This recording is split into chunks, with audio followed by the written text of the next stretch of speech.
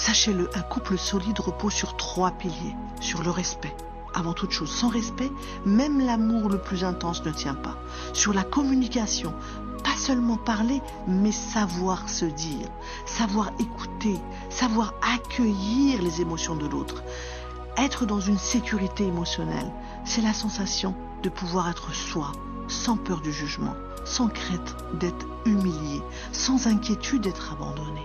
Construire un couple, c'est apprendre l'un de l'autre. Ce n'est pas exiger de l'autre, c'est s'adapter, c'est s'ajuster, c'est se comprendre.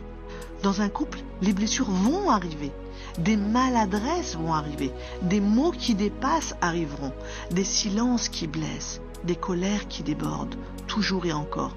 Mais l'amour ne disparaît pas dans l'erreur, il disparaît dans l'absence de réparation. Savoir réparer, c'est savoir dire « je suis désolé, franchement pardon ». Je veux vraiment comprendre ce qui se passe. Aide-moi à m'améliorer, s'il te plaît. Je ne veux pas perdre ce lien. La réparation demande de l'humilité, une humilité extraordinairement profonde, de la bienveillance. Beaucoup de temps, beaucoup de patience et surtout l'arrêt des comportements qui blessent. On ne répare pas avec des mots seulement, mais on répare avec des actes. Ce qui est important de savoir, c'est qu'un couple, ça se protège. Ça se protège des mauvaises fréquentations d'abord, des influences négatives, des paroles humiliantes, billah alaykoum, je n'entends que ça en consultation, des rancunes accumulées, des comparaisons descendantes, des secrets, des négligences. Ce couple-là, il se protège aussi des non-dits.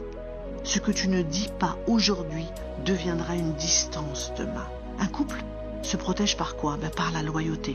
On essaie d'être loyal en se mettant des limites, par la transparence, par la priorité, par le respect mutuel. Un couple se détruit rarement d'un coup. Il se détruit petit à petit par les choses qu'on laisse passer trop longtemps. Allah Azza wa Jal nous dit, elles sont pour vous un vêtement et vous êtes pour elles. Hum libasun lakum wa antum libasun lahum. Ce verset est juste magnifique en fait, parce que le vêtement, c'est la protection, c'est la pudeur, c'est la chaleur, c'est le confort que nous devons offrir à l'autre. Allah ne dit pas en fait, dans ce verset coranique, vous êtes une arme, ou alors vous êtes une épreuve pour l'autre, ou alors vous êtes un juge. Subhanahu wa ta'ala, il nous dit un vêtement, une douceur, une enveloppe, une protection.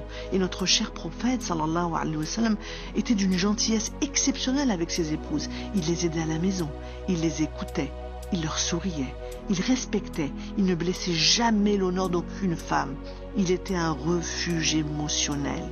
Et il nous dit, le meilleur d'entre vous est celui qui est le meilleur entre eux, envers sa famille. Ne l'oublions pas. La spiritualité n'est jamais séparée du couple. Elle en est le cœur, ne l'oubliez pas.